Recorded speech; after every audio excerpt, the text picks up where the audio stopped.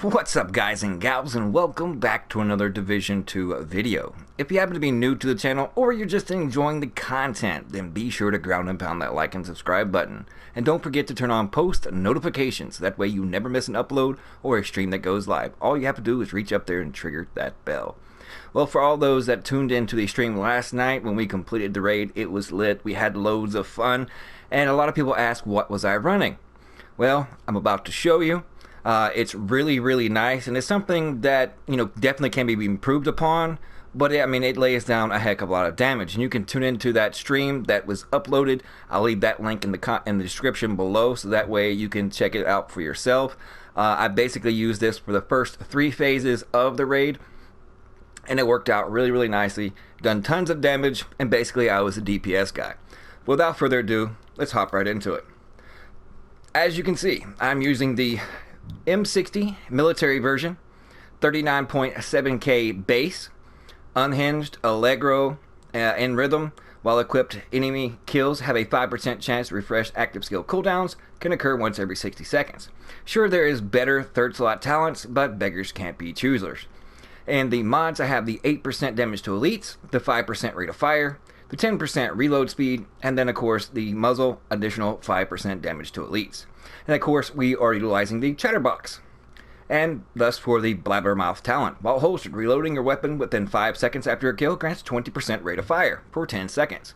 This pairs really nicely since I am utilizing the gunner specialist.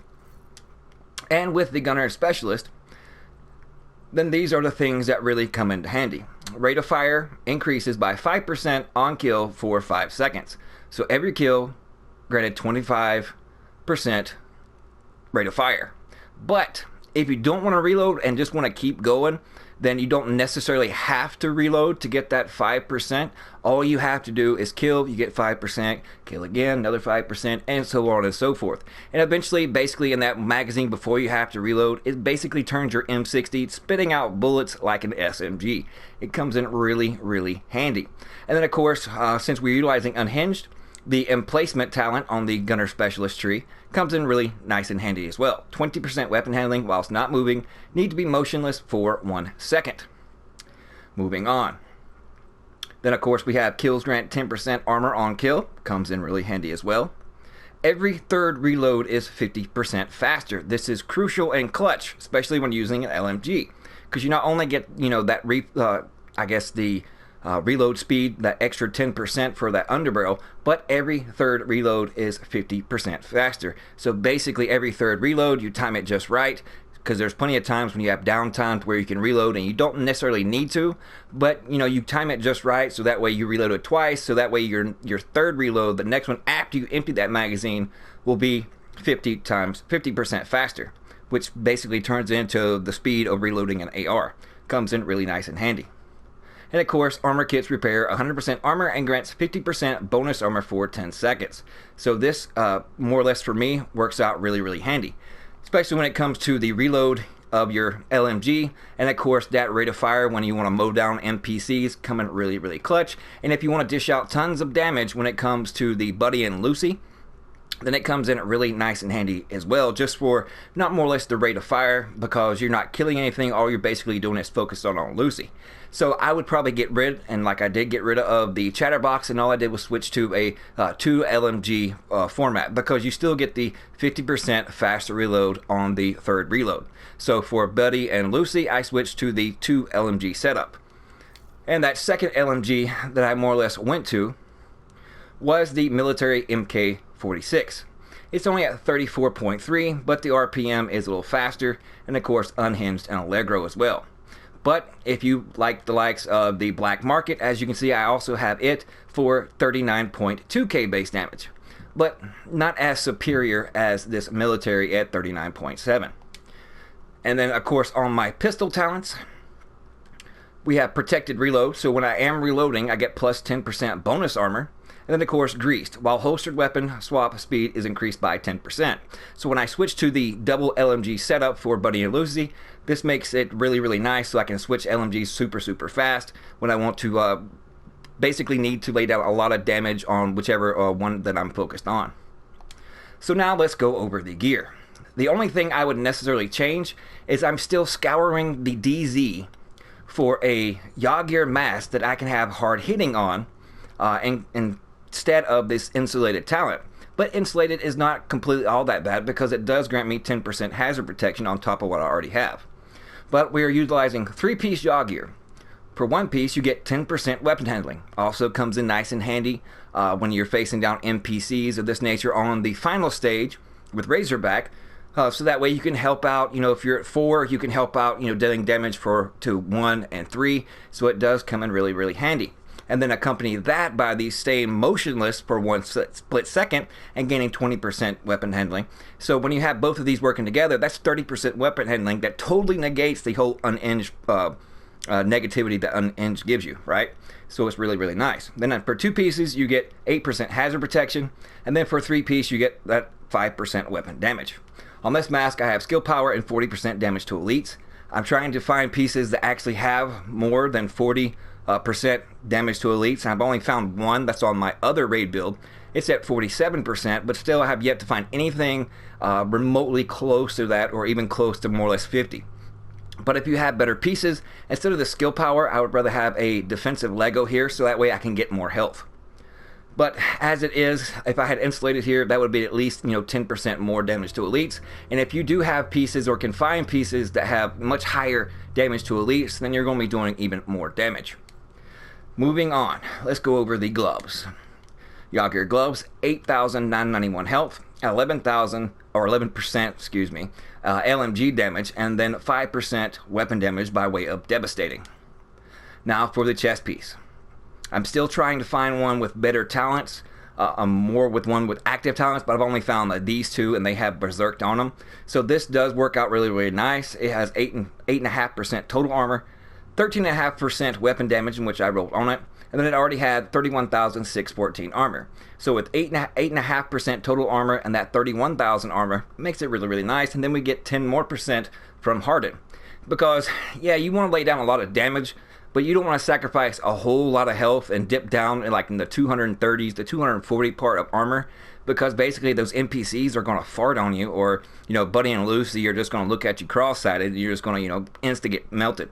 So you can run more or less a high build with a lot of crit as far as using 3 Wyvernware, but your toughness goes significantly down. No matter if you are hitting high crits and high damage, if you can't stay up long enough in order to lay out damage, then you're basically going to be useless, because you're going to be a man down in the raid, or they're going to have to constantly try to pick you up because you basically have no armor and you only have 50 to 60k health. I mean, I've seen other supposedly raid builds out there that are 240 armor and only 50k health, and I'm like, seriously? Yeah, you have crit and you have crit damage and you have moderately good base damage, but they're going to sneeze on you, fart on you, look at you cross at it, and you're going to, be taking dirt naps on the floor while watching everybody else do the raid. So it works out really, really nice. So let's go over the other pieces. It's not the greatest backpack, but it does have hard hitting on it. Has 4% cooldown reduction, 12,729 armor, 5% weapon damage, and then of course 7,404 health, safeguard, and hard hitting. Now for all other purposes other than the raid, if I just want to put around town, then I will switch to more or less this backpack. It doesn't have quite as much armor, but it does have more weapon damage, and that would put this build up to 40.5k weapon damage. But for all raid purposes, I went with the hard hitting, and I don't know what it is. I cannot find a decent Petrov backpack to save my life. For this, for instance, instead of the self-adjusting, I would have hard hitting. But see, I'm stuck with crit hit chance, so if I switch out self-adjusting, then I'm not going to have any weapon damage. And then basically that completely plagues me over and over and over. This one, only 4% weapon damage, but it gives me vital instead of other things. So yeah, my armor and health goes up, but also my weapon damage and my damage to elites goes down. So as of right now, this is the best that I have. And as you can see in the footage from the raid last night, it still works out really, really well. Now moving on to our final 2 pieces, which is 2-piece Ghillie Guard. We get 5% total armor and then 20% hazard protection for having that 2-piece of Ghillie Guard. On this holster, we have 14.5% health, 27,489 health, and of course 2 offensive mod slots. The first one has 4% LMG damage, 3% assault rifle damage, and then 1% weapon damage for a total of 5% going to our LMG. Now, if we want to run an AR as our secondary, then we can do that as well, because these mods go hand in hand with the LMG AR setup, as you can see. And the second mod has 4% LMG damage, 1% weapon damage, but also 4% assault rifle damage. So this has multiple functions. So if you wanted to, say, go with an assault rifle, we'll just throw one on for shits and giggles here, and then you can switch out the knee pads for a Fenris, and I don't have the greatest ones here, but all you have to do is switch to there, and then you have a decent AR at 22.5%, or 22.5K, which comes in really nicely. But if you're going to focus on basically DPS and want to run the 2 LMG setup, then you would go as I already have it, right? But like I said, if you want to go with, you know, an LMG AR, because the AR have faster reload and a little bit more accurate, then by all means, play it and tweak it as you see fit to your personal playstyle. But also, I did forget the mods in this chest piece. On the first one, we have 56-55 armor, 445 armor regen, 2.5% total armor, and then we have another offensive mod slot. 5% LMG damage, 0.5% all weapon damage, and then 3% assault rifle damage. So, for that last stage on Razorback, either you go for a double AR. I did have actually used a Berserk build in it. It works out really well. But you can also keep it just as is and run the LMG and AR setup, because you already, or in this case, I already have the mods specifically for LMG and assault rifle damage, so it pairs really nicely. And of course, Reviver Hive, Chem Launcher, but I didn't. For some reason, my hive and a couple others' hives wasn't really necessarily working. Half the time they were working, half the time not. So for the Razorback part, all I did was on 4 Overwatch.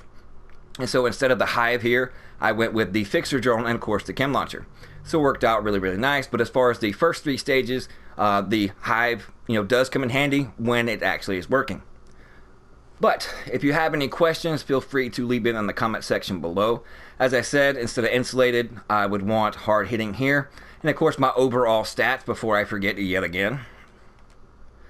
39,687 weapon damage, 65% headshot damage, 10% reload speed, and of course, every third we have 50% faster reloads, minus the 15% weapon handling, 51% all weapon damage bonus, and 49% LMG damage bonus, for a total of 100% weapon damage. Then we have 73% damage to elites, but if I did have that other Yaw piece that I'm constantly looking for, then that would be 83% and make this build even more potent when it comes to all things in the division. And of course, 310, 314 armor, 10% armor on a kill, 103, 586 max health, 51, 793 health regen, and then of course 38% hazard, bleed, burn, blind, disorient, disrupt, and shock resistance. And we're not basically focused on any skills here, but that's what I ran in the raid. It worked out really nice. I mean, I get a lot of base damage, getting a lot of more or less value out of my damage to elites, and it's just little minuscule things that completely make this not a more or less a perfect build. Like I said, if I had damage to elites here instead of insulated, I had better rolls and better stats on this particular backpack where I can have hard hitting, but I'm losing out at least on 4% weapon damage according to my other one. But if I happen to switch to this one, and this is basically what I run in the dark zone, then it puts it at 40.5k weapon damage. So it works out really nice, and that puts my character sheet as far as weapon damage at 104% all weapon damage. So it is a monster if you want to play it in the DZ, if you want to PvP with it. It has damage to elites on it. I would switch the knee pads to patience. And of course, I have a Yaw gear mask to also give me a little bit more toughness, a little bit more health. If I want to try to run a pulse with it, then I can just switch things around and actually run spotter to make this damage even more insane. So it just depends on your personal playstyle and what you want to do with it. But you can tweak it as you see fit and run it multiple different ways. You can turn it into a hybrid like you see here with the LMG and AR. The sky's the limit. It's just really nice overall, and puts down elite NPCs like it ain't nothing. So check out the live stream from last night. That link is in the description below, and we'll see you guys fudging later.